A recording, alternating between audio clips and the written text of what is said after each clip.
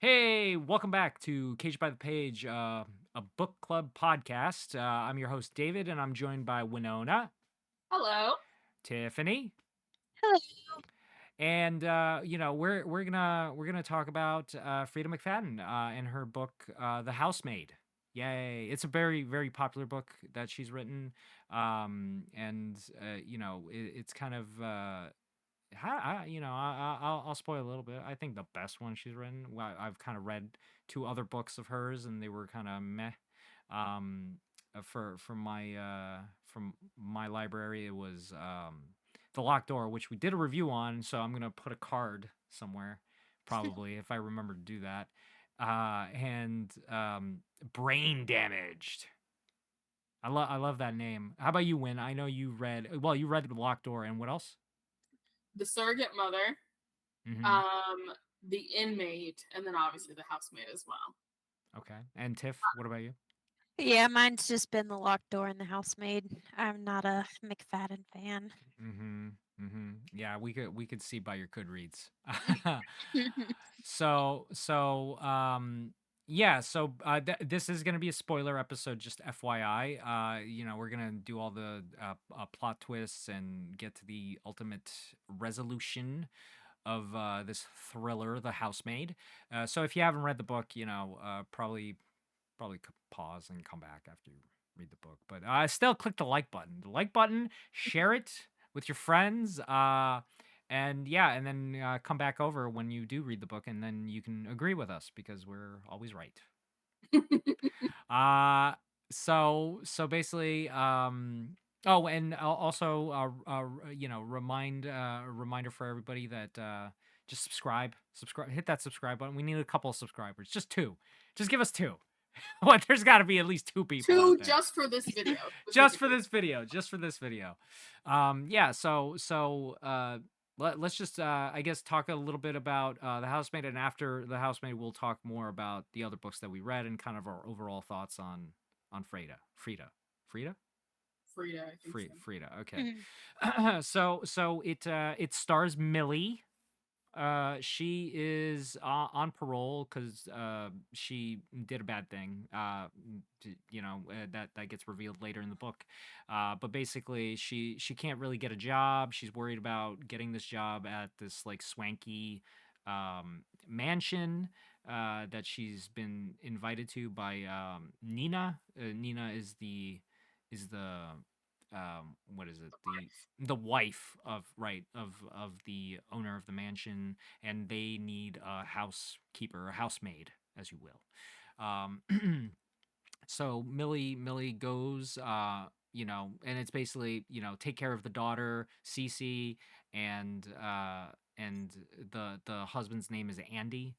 And he's not really, around in the beginning of the book. It's more about Nina and Millie dealing with Nina and Cece, and basically, and she also meets this Italian gardener, Enzo.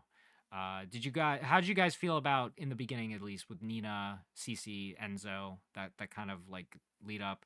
Nina is a sloppy, messy Yeah, so wife. at the beginning of the book, Nina, like when she first meets Nina, they go into the house and it's clean, it's well put together. She's like, "Oh, this is gonna be not a cakewalk, but it's gonna be like a job where I just have Hmm. to clean up the house, no big deal." But then when she comes for her first day, it's trashed and she's shocked by it. No, Um, and she was also shocked that she was invited to come back. Like she thought she was never going to hear from Nina yeah, again. I mean, it had Yeah. taken a while before she had gotten a response. I think it was like 2 weeks. Yeah. And then she comes back to the house. Enzo gives her a warning. Enzo's the Italian landscaper, Hmm. and he says something in Italian. I can't remember what it was, but I don't know about you guys, but I Googled it immediately because I could not wait for, no, that's just not, I had to know immediately. And I think it was like danger. Hmm. Yeah, it was. Mhm. Uh, so that first lead up, because I've read 4 or 3 Freida McFaddens before this point, you don't trust anything from the narrator in the first, like, I would say 5, 6 chapters, just nothing. Mm-hmm. None of it is like true.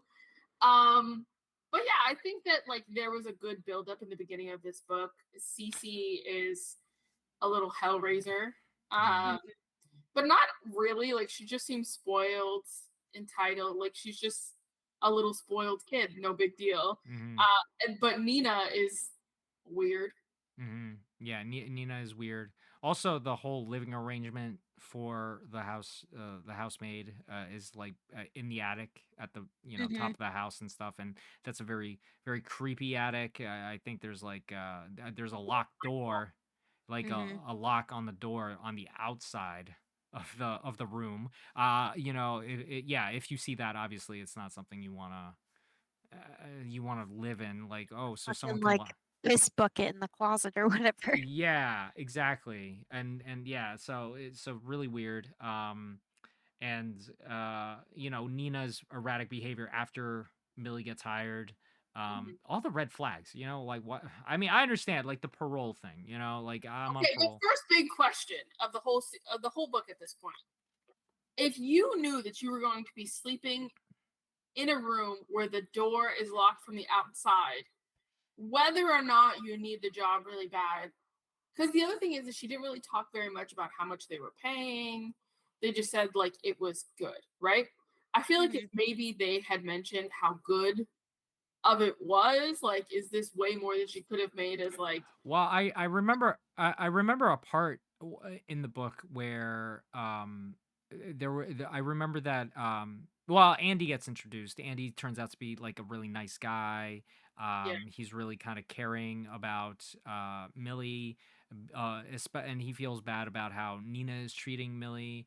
But yeah, diffusing all of the chaotic situations, so on. yeah, but when it comes to um yeah, Millie and Andy, they kind of start getting a little bit closer and stuff. And I remember there was a point where Nina had told her like, because of this, you're gonna have to pay it off. I think it was the ticket for the Mhm. yeah, right. So it was gonna be really expensive. It was gonna be like months of her Yeah, because it was salary. because she was like, "Oh, you picked the wrong date. I specifically said not to pick this date," or something like that. So she couldn't possibly be making that much money if like something like that really, sets her back, right? So it's that it wasn't, I mean, how much could a housemaid really make, like realistically, like what, like 500 You're and gonna have to pay me a lot more to stay in a room with a lock on the outside and a piss bucket in the closet. I'm just saying. on the very top of the house, which probably gets Yeah, super it's hot. got to be like a decent chunk of change. Yeah, it gets probably super hot. Like just the real world. Forget about the book. Yeah. It must get super hot because it's a goddamn attic, right? There's not gonna be an AC. There's usually not gonna be a way to really fit an AC into like a wall unit or something. There's no central air in an attic. Yeah. Like that.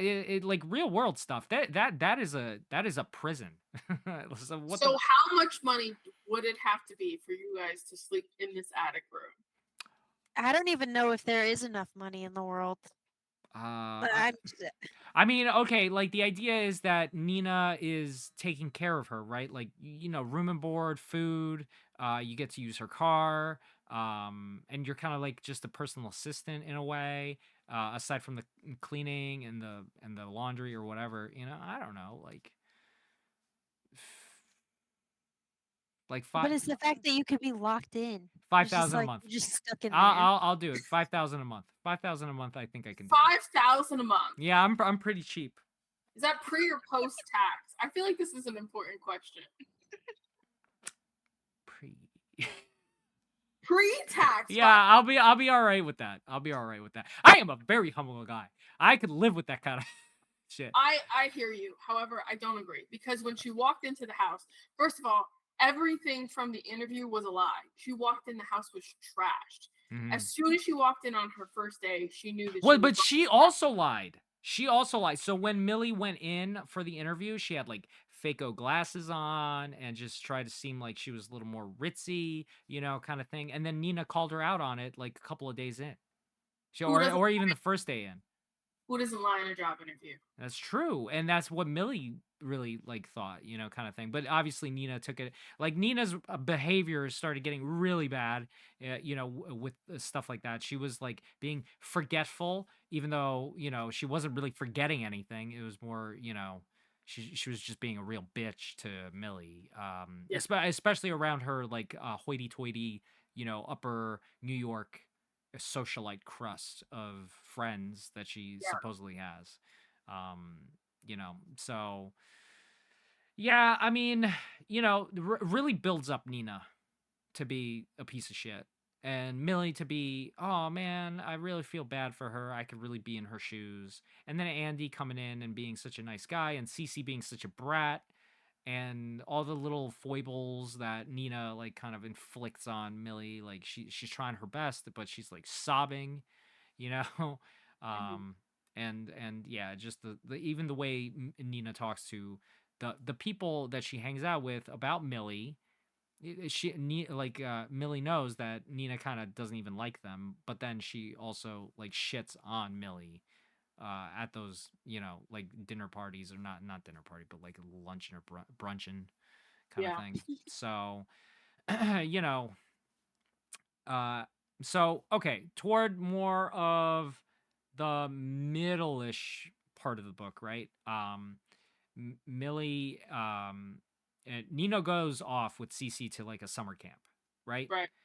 hmm So Nina at this point has had maybe one or two really close interactions with Andy, the Yeah. husband, and so he's very sympathetic. Like again, it was about the ticket kind of thing. hmm um and so when Nina leaves, Andy's like, well, screw it, why don't we just go to see this like amazing play or whatever, together, him Right. and him and Millie, instead Right. of his wife Nina. Well, how'd you guys feel about that, Andy over there doing that? I always thought that Andy was going to be the villain, like from Okay. the beginning, Mhm. because he wasn't around. And again, if you've read a couple of Freida McFadden books, you can't trust the characters that are in front of you the entire time. It's always going to be the character that you don't see very often, right? Mm-hmm. So it was either Enzo or Andy. Those were the two options Mm-hmm. from jump, right? Mm-hmm. But I will say that I think that it was well played that he was kind of like uh what's the word I'm looking for? Protective of Millie. Like he was basically trying to make it seem like obviously Nina's crazy. She's been to a mental hospital. She's had all of these things happen. Didn't really give her a lot of context, but was just like, yeah, my wife's a little nuts. Oh, But but well, yourself. yeah, I don't remember when exactly the context of what happened to Cece is revealed. Is it around here, like, or after? I know. So at this point, Millie is aware that Nina has had a mental breakdown. I'm hmm pretty sure, and I think the explanation for the mental breakdown was Cece being drowned in the tub, Yes. and it was on Nina at this point of the But I book. don't think that she learns that from Andy. I thought she learned that from the Yes, one of the horrible moms, right? yeah, That circle, like, our yeah. friends of Nina's. Mhm. No one's Nina's friend. We learn later, and so yeah, so that's why she snapped. She had a mental breakdown. We also learned that Cece is not Andy's biological kid. I think we learned that way before, and that they had been trying to have children, but they can't conceive at this point. I think is the Yeah, going thing, and that depresses Nina at this point. I keep saying at this point because there's something coming. yeah, Uh, so yeah, so um, all of that wrapped up as context for they Andy taking Millie out to see this play. They have a wonderful time. In fact, Nina had given Millie some old clothes of hers, because Nina has put on some weight, since getting together with Andy, and um, she was like, "Here you go, Nina. Why don't you take these clothes, these white dresses? That's the big color for her is white." Yeah. So one of them is a hot dress, a hot tight dress on Millie, and it just attracts Andy. They go to the show, they have dinner, etc., etc., and they end up rocking the Casbah, as it were. What is that phrase? I don't know. I think it's a song. It They is a end up song. going to a hotel and pumping uglies. I don't know. Yeah, they are bumping uglies.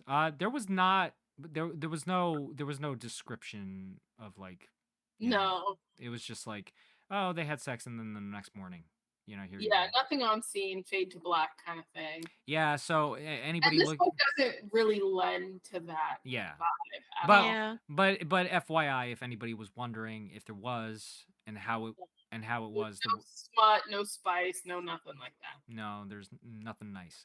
So anyway, after they do that, they're at a, like, I don't know, the Park Hyatt or something in New York City. They have to Yeah. head back to Long Island. I believe it's Long Island or somewhere upstate, to the house, and they're trying to cover their tracks, so Nina doesn't find out when she returns from summer camp with Cece that that there's been infidelity. Yeah. Um I believe at this point, that uh, you know, not Cece, Nina comes home, Yeah. and I think they're having a dinner, and she lets out that um, Millie Mil- is a convict. Like yeah. like Nina had already known that Millie was a convict. Like she had done her due diligence or research or whatever. And so now Andy is aware that Millie is a convict, and it kind of like sours the mood in the house, I guess, or whatever. And Nina is going off on Millie. I think at one point, um in the middle of the night, I think Nina ends up cutting Andy with some glass. Like they get into a heated argument or something. Hmm. And I remember, I don't know if it was like before or after this scene, but but Millie comes in and is like worried about Andy. So the relationship is like, it's on the rocks. It's not doing very good between Nina and Andy. And Millie's there, Hmm. so eventually, what happens is, Millie ends up, Nina ends up getting kicked out by Andy. Andy's like, okay, I can't deal with you anymore. I can't, please leave, kind of thing. Basically, I don't love you anymore. You Yeah. need to Hmm. take CC with you. Yeah, exactly. And then Millie stays. He wants Millie to stay. Enzo sticks around. And Enzo tries to warn Millie that this is not a good thing. This is a bad thing, but Yeah. it doesn't get through to her. Obviously, I guess she feels something about it, but um, she just returns back to Andy. Um, yeah, what so far, what did you guys think of the book? Did you like it so far up to this point, with everything, with all the So I think that the pacing of the book, I'll say that Freida McFadden does a great pacing. Like her pattern with pacing tends to be very good, okay. right? Like I would say that most of her books are not very slow, and they're short. They're Okay. like what, three, Yeah, maybe 3 4. Yeah. yeah, something like that. So I'd say pacing wise, she does a really great job. It gets you through the book very quickly. My biggest problem with her is that I feel like the twists don't come with enough uh, growth in the background. So, like for example, Andy and Millie's relationship. I don't want to say it came out of nowhere, but I would say them jumping to sex came pretty quickly. Yeah, Andy and Yeah. Millie. There was no build up to their relationship really. Yeah, Yeah, it was In the my the opinion. the one thing that happened prior to them, hooking up at the thing, was that Millie was watching TV downstairs in the middle of the night, and she wasn't wearing that much, I guess. Like she was wearing shorts and t-shirt or whatever, and the girls were Yeah. maybe hanging loose or something. I don't know. And so And so Andy, comes downstairs to grab a drink, and then they sit together and they chat for a little while. Nothing special. Literally as friendly as you can get. Yeah. Now Millie is kind of attracted to Andy because I guess he's a hunky kind of guy, older, guy. But nothing's really happening at all except for that Nina comes down and misinterprets the relationship already. Yeah. Like, it's kind of like, you shouldn't be down here, Andy, get back to bed, kind of thing. And Andy does as he's told, basically. And then she scolds Millie, and it's like, Basically, the hired help should not be watching TV, kind of thing. which is insane because in the beginning she's like, you can use my car. I don't think at any point Millie used the car at all. Grocery shopping, no? I'm pretty sure it's just groceries because Oh she's yeah, gone yeah, to, yeah. It was grocery shopping. yeah, because she's met some of the friends at the grocery store But she prior. was only able to use like one specific car out of like the cars that they had, I think. Yeah, something like They that. said there were multiple cars. But whatever.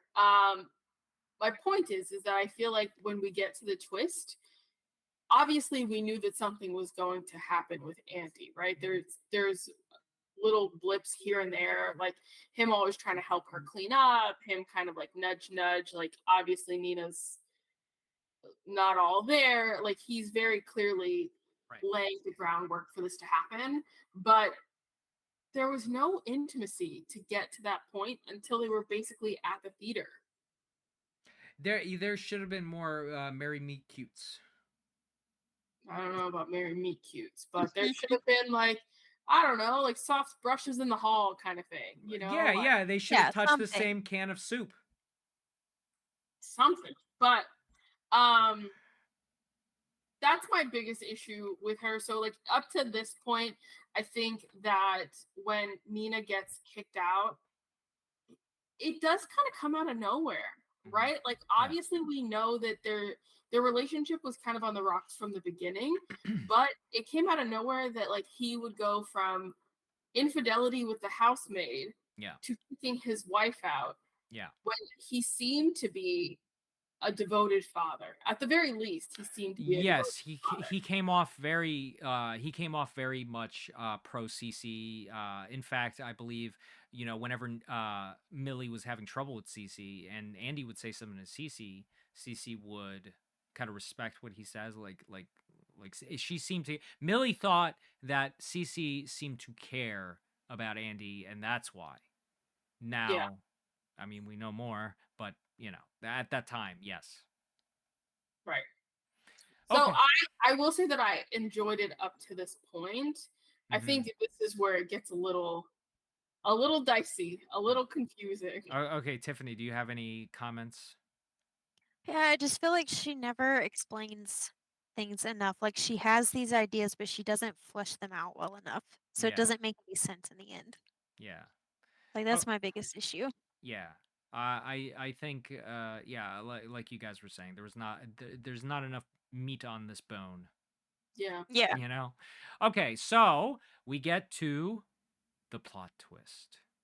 And the plot twist is we go from Millie's perspective pretty much to now just Nina's perspective.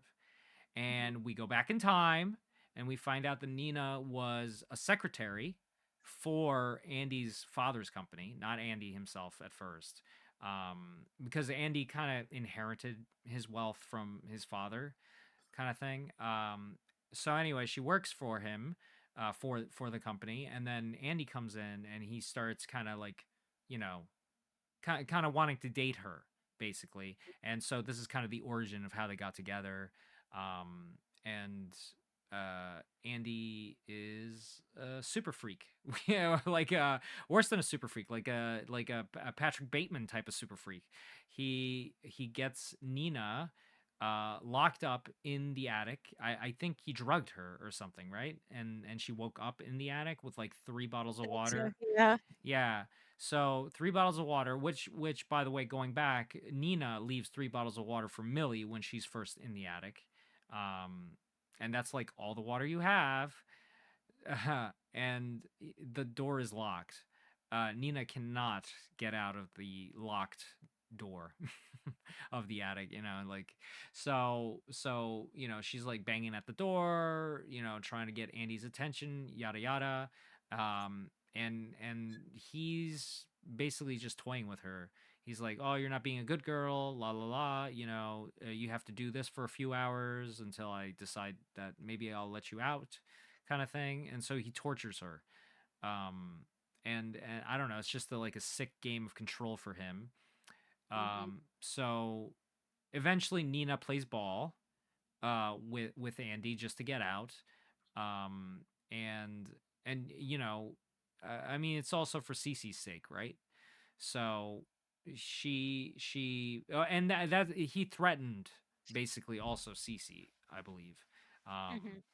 So at this point, he kind of well, she's let out. She plays the good housewife, but in the background, she starts doing stuff like, for example, like getting heavier, like becoming less attractive to him. You know, she starts kind of plotting like a getaway. Well, at first, she tried to get away multiple times. And it never Hmm. worked out because he always threatened her with Cece, or there was one time, basically, which is the big story, where everybody thinks that Nina is crazy because he had almost drowned Cece, something to that effect in a bathtub. But but when he called it in or whatever, Nina was the one that found Cece, obviously, and became like the responsible party. Like he basically called it in on Nina, like, "Oh, look at my crazy wife, she's drowning her own child," that kind of thing. And after that, she had no friends. Like she had told a friend about what had been happening with Andy, but even before the CC incident, it wasn't like something that was registering. Like she has no friends. Yeah. Now the only person that has been friendly to her has been Enzo, the gardener. He basically, he has his own story. So we find out about Enzo a little bit, that he had a sister back in Italy, and she was killed by a lunatic boyfriend, basically, or husband or whatever. And so he kind of reflected that up onto Nina, and he felt like, okay, maybe I can save her. If I couldn't save my sister, maybe I can save Nina. But in the end, it also turns out that he's in love with Nina. You know, so so he tries to help her out, and while they're trying to figure out how to help, she starts devising a plan to get rid of Andy, to get away from Andy, to just run away, just start a new life with Cece, and be free. And she enacts that plan during the summer camp when Cece is away, so that way plausible reason that Cece's not around. And so for example, yeah, she gained some weight, she became all like super paranoid and aggressive, and you know and she hired somebody that was attractive, that was desperate and attractive. I mean, that's a hard get. You know what I mean? Yeah. Like, to have a parolee that's a hottie, I guess, um that Andy would be drawn to over time. So yeah, so far, what did you guys think of this part of the book where it's Nina's turn and she's coming up with this plan and all of this stuff? One of my biggest pet peeves with this area of the book was the fact that early on, Enzo tells Millie that he doesn't speak English, Uh-huh. but Yeah. then has these conversations with Nina. And I'm Yeah. like, okay, can he speak English or can he not speak English? Like, pick one. You Yeah. can't say he can't, and then he has these full blown conversations in English. It's like yeah, it's just like a misleading thing, just to mislead you, but Yeah. like, oh, the crazy gardener is trying to warn me of danger in Italian, rather than saying, "Hey, dude, this guy's a psycho. You shouldn't be." Well, okay, but here was the thing, right? He was trying at that time in the beginning of the book. He's already with Nina. He's trying to help Nina. I believe they've already had sex. Yes, because Nina and Enzo end up hooking up. Um, so he's of two minds. He wants to help Nina, but at the same time, he doesn't want Millie to get, hurt and killed and all of that stuff. It's just Right. that, it's just that how, what is your plan of faking the Italian stuff, of telling her, oh, hey, it's danger, or it's dangerous or whatever. I don't know. Like that was a stupid decision. Yeah, it was like it was like a weird thing because I don't understand if you really didn't want her to be hurt, why didn't you just say, It "Oh, okay. don't do it," No, no, no. right? You know Whether what it's it you Italian or not. no, you know what it is? It's the that they needed like a device. A device of intrigue. Of like, ooh, there's a sexy Italian gardener that's telling me that it's Yeah. dangerous. Like it's a device. It's a literary device that does not work well. It's poorly thought out when you get to the end of the book because he knows everything, Yeah. and he's part of the plan. Like, That's my issue with Frida in general is that like all of her plot devices don't quite pan out because they don't make sense in the end. He spoke English the entire time. yeah, Not only that, Andy wasn't around when she was hired. yeah, So it didn't matter if he spoke English or Italian. Nina already knew he spoke English, yeah, so it wouldn't have made a difference. So why didn't he just say, Nina or Millie, don't do it. Millie, don't go in there.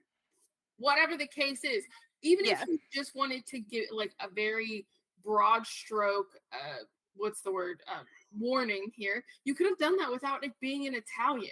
It was just like a random thing to do. yeah. Hmm. Yeah, and yeah, yes, it goes back to just Frida being able to write 20 books and making some bank, and not really working on the core values of her storytelling.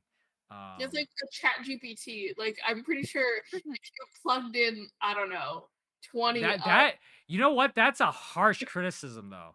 That is a hard It does criticism. make sense though, because like some of the like the torture thing that Millie came up with, where he's just like putting the Uh, stack of books okay, on yeah, his yeah, yeah. junk. It's like So that's so we should weird. okay, so we should get into the rest of the book then.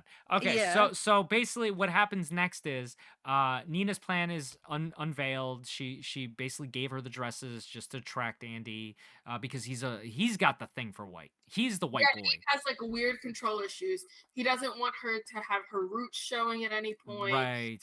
Both her and Cece both have to wear white at all times. Yeah. So there's like control issues, and obviously he's going to enact those on every person he's ever with, and that leaves Millie in the closet with Yeah. Andy. Yes. So I don't remember what was the specific catalyst. Oh, yes. So Andy then puts Millie up in the attic, locks her in. Mm-hmm. And this is after the morning of sex. They have sex.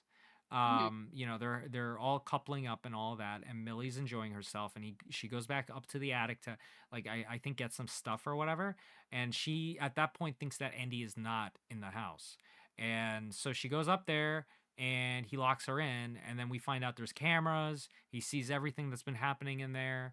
And then they have a conversation of basically him doing the same thing he tried to do with Nina, or did with Nina, where it's like, you shouldn't drink all your bottles of water, blah blah blah. You're gonna regret that. If you need to pee, there's the bucket.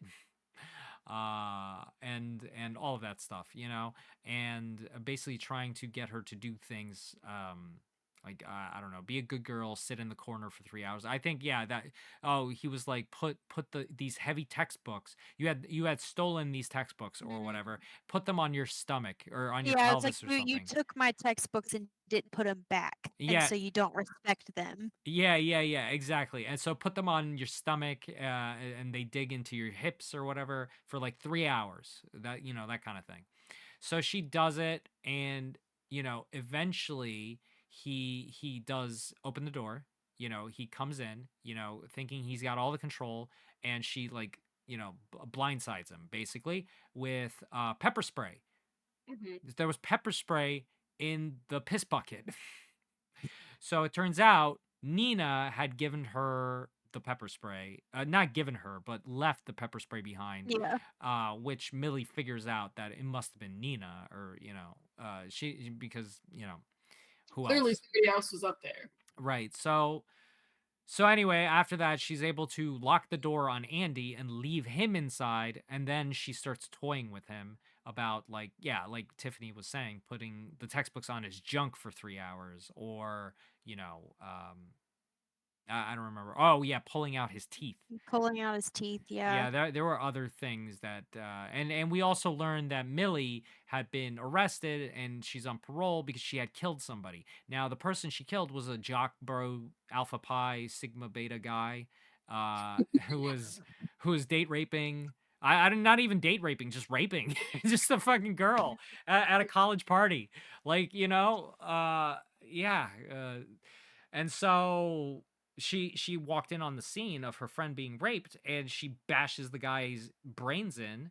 uh and then I remember the friend was not cool with that, right? That also, like, she kind of, she pulled away from Millie. Millie after she saved her from a raping. I don't get that. But I have nothing, I have nothing to add to this. I feel like, well, I mean, I feel like in her defense, having someone murdered on top of you is probably Yes. doubly traumatizing. Yes, it's doubly traumatizing for sure. It's just that by this point of the book, she's kind of like, the vigilante, like, Yeah, was yeah, trying to yeah. save her friend, kind of thing, but she can't, but there's no Yeah, my issue with this part of the book is that we have no reason to understand why Millie would do any of the things that she's doing. mhm. Mhm. We have no reason to, because most people would not have murdered a rapist, right? Like, that's not a common occurrence when people come Yeah, across crimes. I would yeah. say it's more likely that people do absolutely nothing as opposed to murdering the rapist, right? Well, like, she could have, The bystander effect. yeah, Yeah. yes. She could have also tried to get help, or there could have been a lot of other options that she could have tried before Yeah. beating I the also want to guy's point out brains. this is an entirely modern book. It's not like, she had no opportunity to have a cell phone at any point. Yeah. So, like, this book was written in what, 2022, I think. Dude, you were witness to your friend being raped. Had you, I don't know, called it in, gotten some friends, yeah, Or some just guy friend, ripped him off, he probably would ripped have. him off, yeah, like, Yeah. embarrassed him, for the fact that he even tried, like, defended yourself if you made it. Scream, you're at a party. Right, you could have defended yourself after the fact, like, you try to rip him off, but you came up to him behind him and just beat his brains in with, like, I don't know, a club or something. I don't remember what it was. Book maybe. I don't remember. Um, yeah, it was like 0 to 100, Yeah. And I think that's Freida McFadden. She and doesn't yeah, I agree. I agree. I she mean, doesn't know how to build up in a way that makes logical sense. She doesn't give her characters enough backstory to know why they would do something like that. Like, for example, did Millie grow up in an abusive household where she's protective of other women? Did she grow up in a way that made her feel, you know what I mean? Like, is Yeah. there a reason for her to react in this abnormal way? yeah. Well, I mean, Yeah. so going back to the story, she starts toying with Andy to the point of killing him. But right before that, Nina decides that, you know what, I can't just leave Millie to fend for herself. Because she knows that Millie is a killer, but at the same time, she doesn't know if she'll be able to stop Andy from killing her, or, like, hurting her or whatever.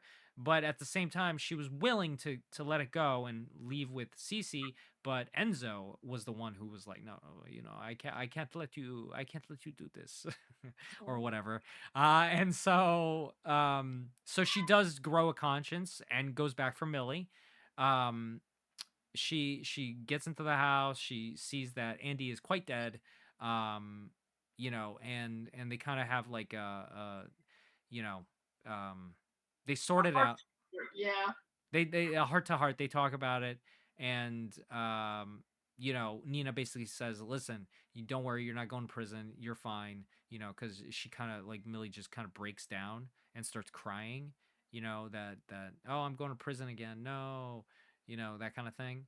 So Nina backs her up. They're able to figure out a way to just kind of get the cops off the case. Well, actually, it turns out the cop that decides to, um, take on this case, he had a sister, right? That was murdered by Andy or something to that effect. Everybody has a sister in this goddamn book. Yeah. Yeah, but he's tied in, and so when the cop, because Nina decides to take the blame for, or not the blame, but like kind of like, oh well, I'm crazy or something. I don't know. Yeah, the cop's like, okay, no problem, I'll take care of it. So it all gets swept under the rug. Yeah, Again, it's all tied up in a neat little knot, but there's no explanation. It's just no like, explanation. this cop is gonna cover it all up. Okay, cool. Yeah. Not just that cop.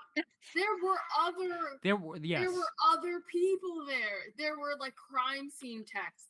There were other detectives there. You're telling me in this rich to-do area, Yeah. right? Probably like the Hamptons, Long Island. Yeah. Right? Yeah. Yep. In this rich to-do area, there are police officers, crime scene techs, detectives, so on and so forth. None of them are going to run their fucking mouth. Does everybody have a sister that was murdered by Andy? Because I don't think so. Yes. Well, we did get a little backstory, I think, on Andy prior to this. I think the mother, Yeah, his mom pretty much. Yeah, the mother was like crazy too. Like pulled a tooth because he didn't brush his teeth well or something. Yeah, that was the big thing about the teeth pulling. Yeah. So, Nina escapes with Cece, and they live happily ever after. And Millie, for the setup on the second book, I guess, she goes to another woman's house. I guess rich woman's house that Nina like recommends Millie for, and she cleans up. Yeah. Yeah. Okay, so that's the book. If we're let's just, I guess, get the rating out of the way for the Housemaid, and then we can talk a little bit more about the other couple of books between us all that we kind of read really quickly. So I'm gonna give this 3. I'm gonna give it a 3. The reason why I'm gonna give it a 3 is that overall I do find many problems, but this is literally her best book.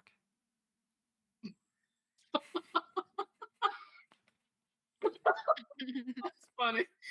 I also gave it a 3. Yeah, okay. I gave it a 3 because it was at the very least fun and entertaining. Yeah. I wouldn't say that it gets even close into a 4-star rating.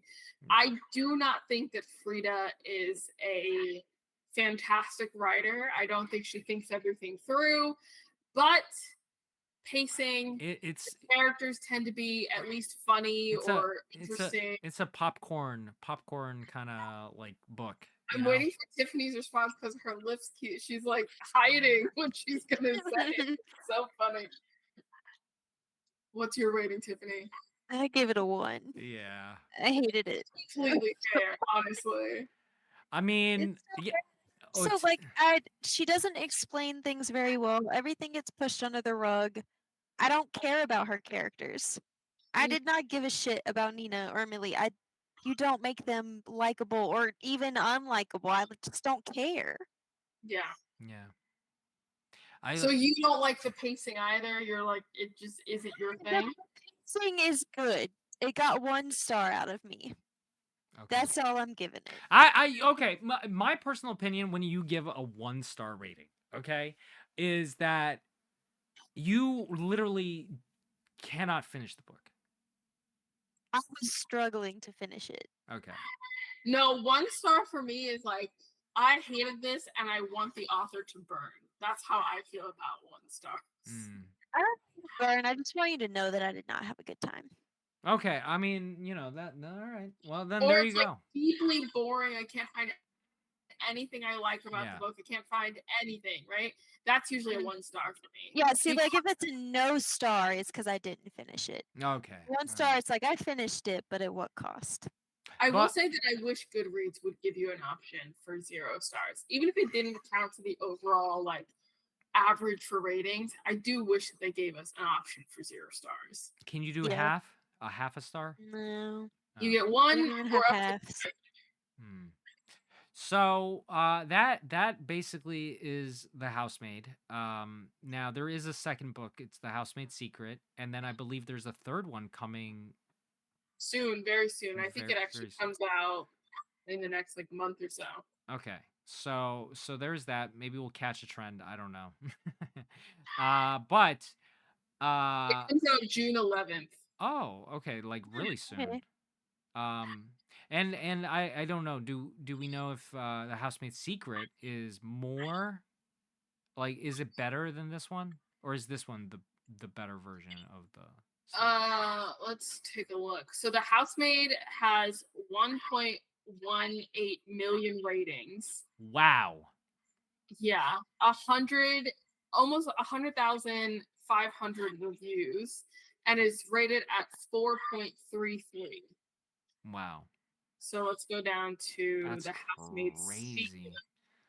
That's crazy. I just don't get it. I don't get it. This is not an author that deserves this much. The Housemaid Secret got almost 600,000 ratings, so pretty much half of what the prior book got. 40,000 reviews and 4.26. So she only lost what, like 0.07 points in Okay. the second book. So, I mean, yeah, it's an interesting series. It's an interesting dynamic with Millie becoming like this like vigilante for abused housewives of rich people, I guess, because who else is going to hire a housemaid, right? For the most part. Yeah. My question is, what about this ending? If you take out the part where she ends up at this other person's house, right?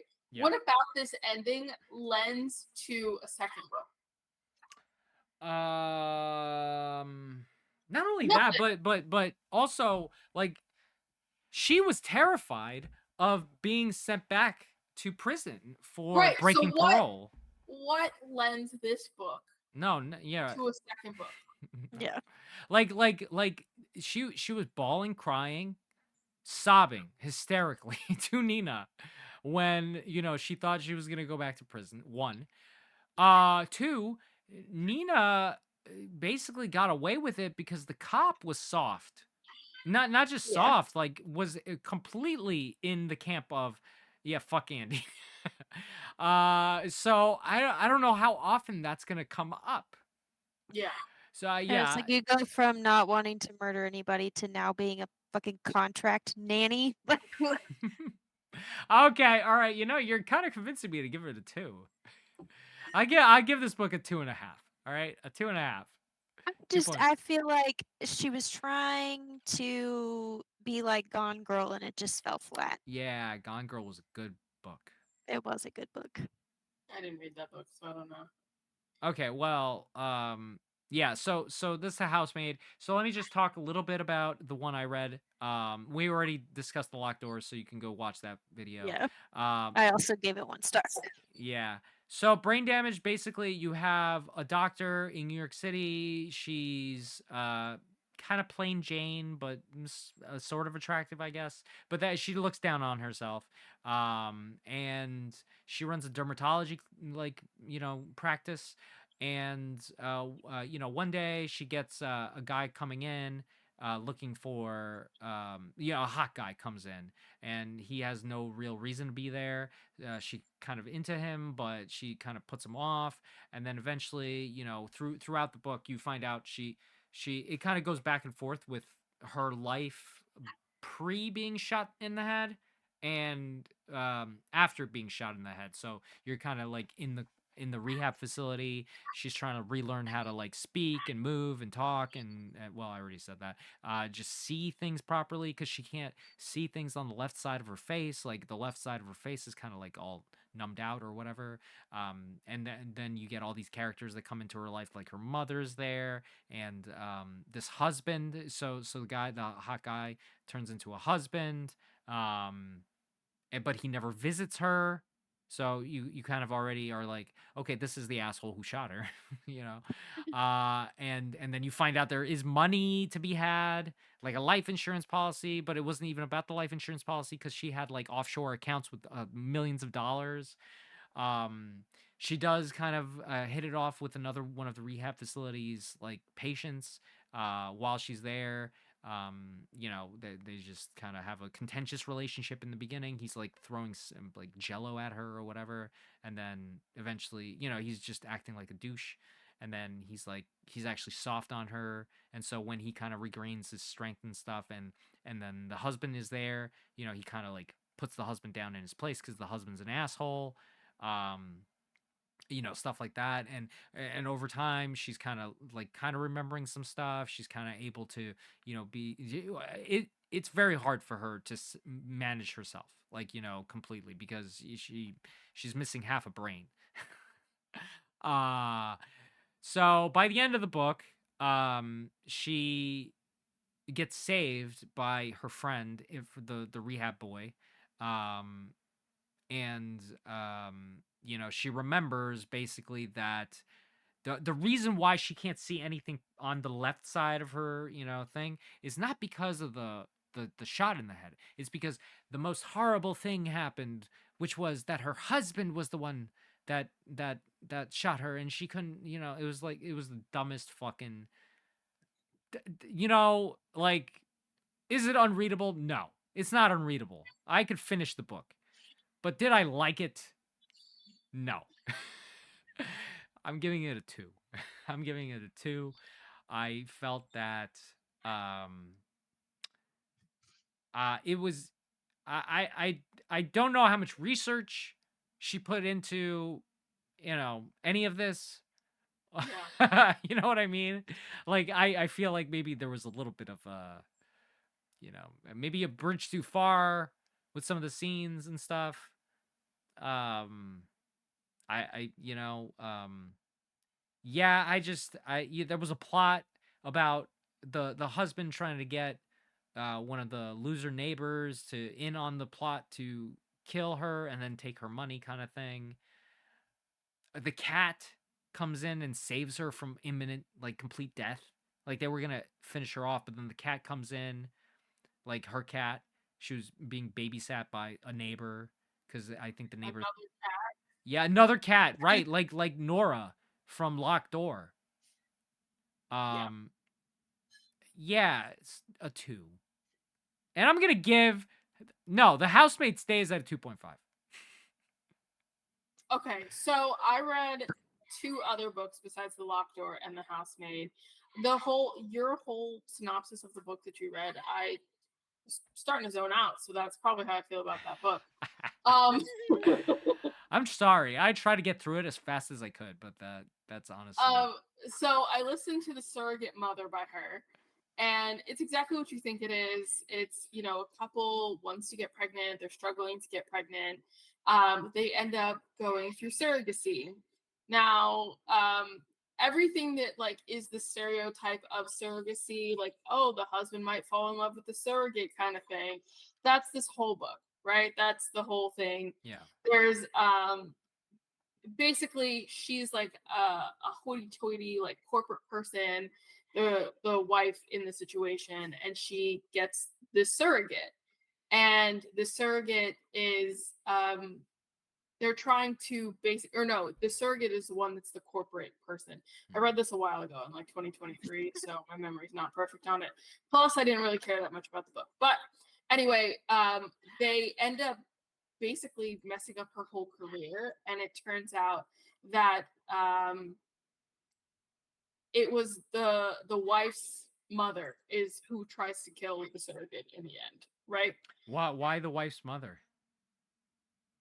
I don't even remember, to be honest. Like, what does the mother have to do with them? Nothing. The couple having a baby. I don't remember. Well, okay, is the surrogate still pregnant? Yes. So the wife's mother wants to kill the surrogate and the baby I don't think I'm remembering this for. story correctly. I don't Oh, think okay, all right, because I mean that's a pretty big leap. I don't think there was a cat in this one. Just Okay, all right, no cats in this one. just for Okay, consistency's that's sake. good. And then I read The Inmate. This one, I will say, the premise seemed interesting until it got messed up, right? Okay. So the premise of it is this: the woman is going into a penitentiary where her son's dad, who apparently tried to kill her, is actually there, right? He is convicted there. She's now the nurse, right? And she's the only nurse. She's a nurse practitioner, so she's pretty much the only nurse available at this prison. Really great medical system there. But anyway, well, wait, how many prisoners until it becomes too much? I mean, I feel like that's a lot of patience. But anyway, she's trying to be as good of a nurse as possible to the prisoners that are coming in. People are trying to work against her. Like the medical director is trying to work against her the entire time. Like she's trying to get a bed for one of the patients is wheelchair bound, and because he doesn't have a mattress, he's getting like bed sores. Wow. And so anyway, then the guy who apparently tried to kill her comes in, and very quickly she's scared for like 0.25 seconds, and then he's really attractive. No. He tried to kill her. She sent him to prison, but apparently he's really attractive. What? Okay. So then she goes home after her day. He ends up getting into a fight at the penitentiary, and she's trying to stitch him up, whatever. She's the only medical person there, so she does have to work on him, right? Okay. So she stitches him up, sends him home. The guard that is, he brings in all the inmates to the medical center, right? And he's very aggressive towards the guy who tried to kill him, right? The inmate. But is only aggressive towards him, and she's like, I don't understand what's going on. And I'm like, are you sure you don't? Because you said he tried to kill you. I'm not understanding what you're not understanding. And then she starts to believe that this guy who was her best friend in high school is the one who actually tried to kill her after going on a bunch of dates with him, right? She starts, because the inmate, the guy who originally tried to kill her, is like, hey, be careful around your old best friend. The old best friend starts showing up. She's attracted to him, whatever, but like little things are happening, right? Little random things. And this guy is around her son a lot, is like trying to get close to him, is whatever, right? So she ends up getting the inmate out of jail because she believes that he was framed by the best friend. Okay. So that's supposed to be the twist, right? Okay. That's not the twist. Okay. The guy who originally tried to kill her tried to kill her. Yeah. Except it wasn't him. It was his mom. What? Okay, Friday the 13th. It was his mom. So they go back to the house where the original thing happened, right? The original incident happened because he wants to fix up the house. The inmate, the original guy, wants to fix up the house and move back in, basically. They go back there. She's there with her son, even though this is the most traumatic place possible for her, where she almost died. She stays there. And then they end up going off on this like little hike. Him and the son go off on a little hike. I don't know. If I thought a man tried to kill me, whether I'm sure or not, you're not going on a hike with my son. Yeah. What's happening? Yeah, well. Anyway, she hears something fall in the woods, And she's terrified at this point. She realizes that he is a part of the reason that she was almost killed as a teenager, because his mom comes and tells her the whole story, right? That she was the one who actually helped him kill the girl that was in the house with them and her, right? So the mom tells her this, and then she hears something fall in the woods. She thinks it's her son. She thinks her son got hurt. No, this guy was impaled by an icicle, right? Okay. So now the other guy gets out of jail because they realize that he was framed a second time. I don't know. Something happened, right? And then at the end of the story, it suddenly cuts to her son. This is her son's story.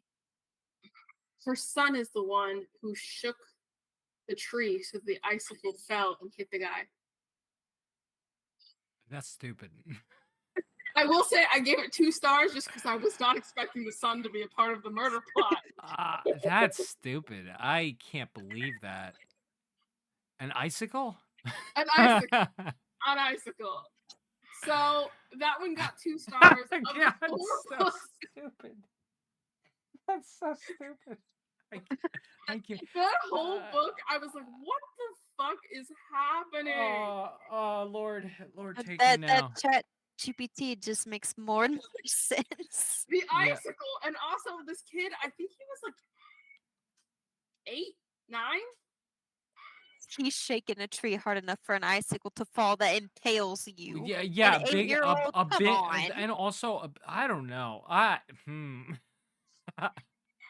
Apparently, it was a big icicle. It had recently snowed. Whatever. Icicle impaled this man. Yeah, okay. I think it impaled him like in the eye or in the face or something like that. And also, it didn't just impale him. He actually stabbed him in the back of the head. Like 8-year-olds. So wait, it stabbed the kid stabbed him? So the icicle knocked him out, knocked Okay. the guy out, and then the kid picked up the icicle and jammed it into the back of his head. Through his skull. Okay, all right, wait a minute. Through his skull. All right, at first I thought it was an accident.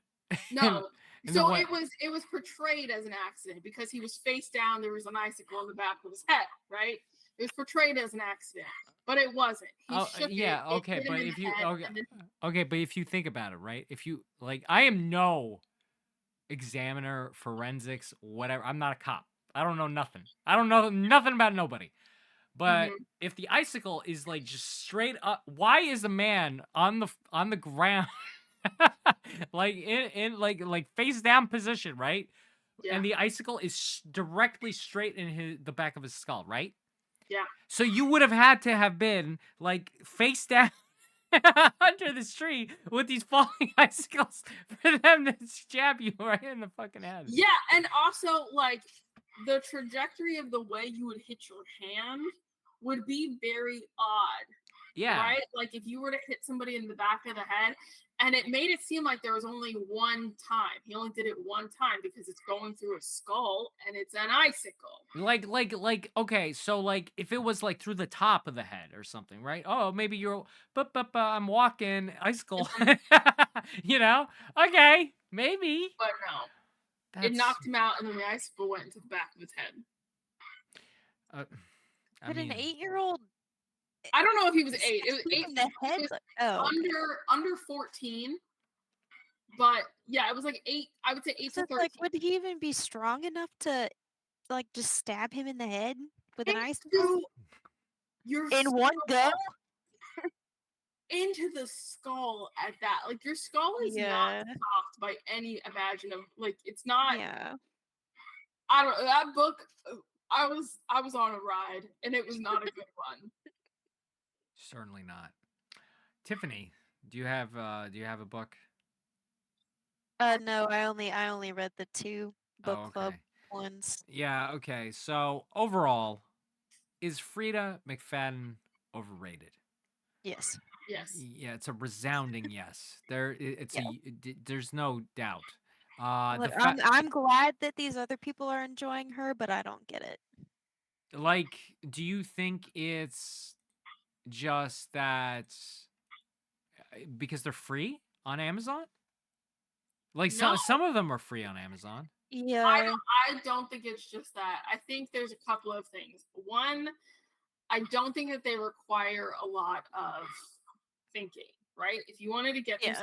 quick, I will say also audiobooks do tend to be somewhat interesting. Like it's a good narrator usually. I would say if you're reading these books physically, I don't know how you're not struggling to get through them because after you read two books of hers, they're not thrilling anymore. I would say Yeah. the first ones are pretty thrilling because you're like, oh my God, this is crazy. The locked door, I thought was kind of interesting, right? Now that I go back and I think about it some more, I don't know about that. I mean, we came up with better, more plausible villain, like for Yeah. that book. Yeah, I can't.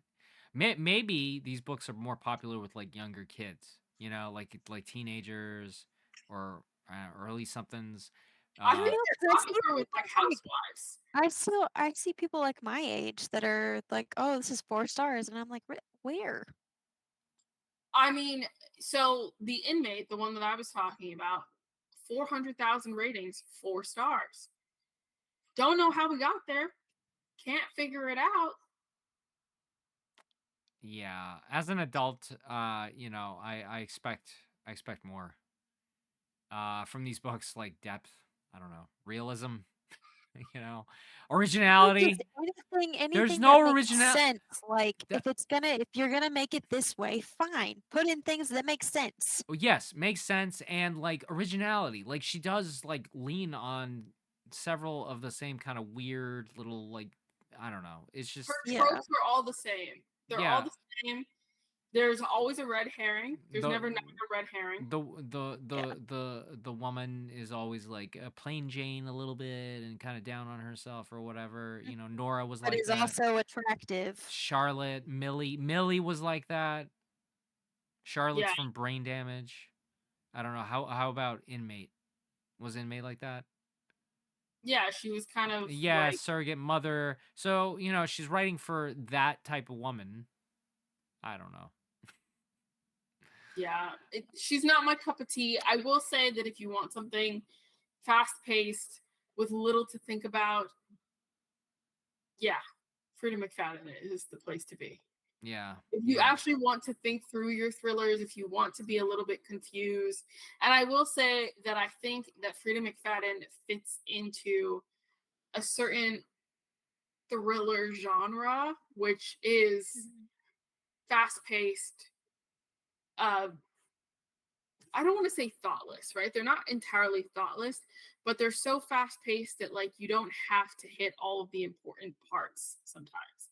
Like I think Stacey Willingham also writes in a similar fashion. I do like her books, but she does the same thing, like there's the same kinds of villains every single time, right?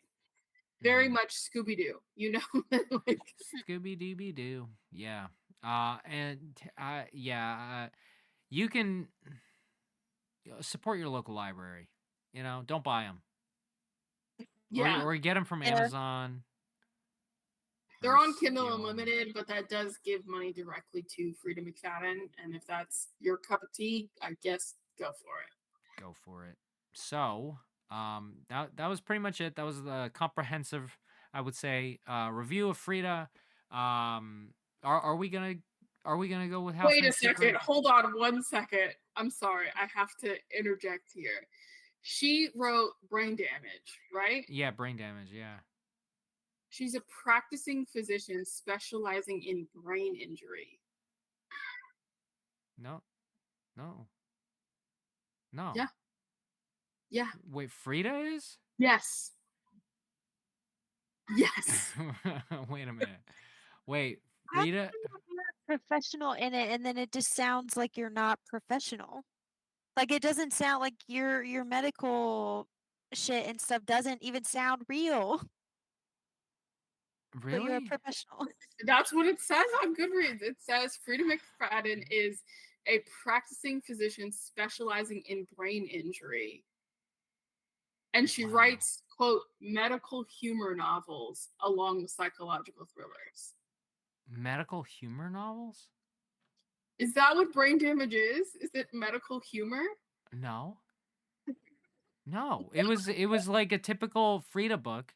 And the doctor is a dermatologist. Like treats like a dude comes in with like vaginosis of the dick or something. I don't know, and like it's falling apart and rotting. That's the kind of stuff she was writing, versus anything that I don't like.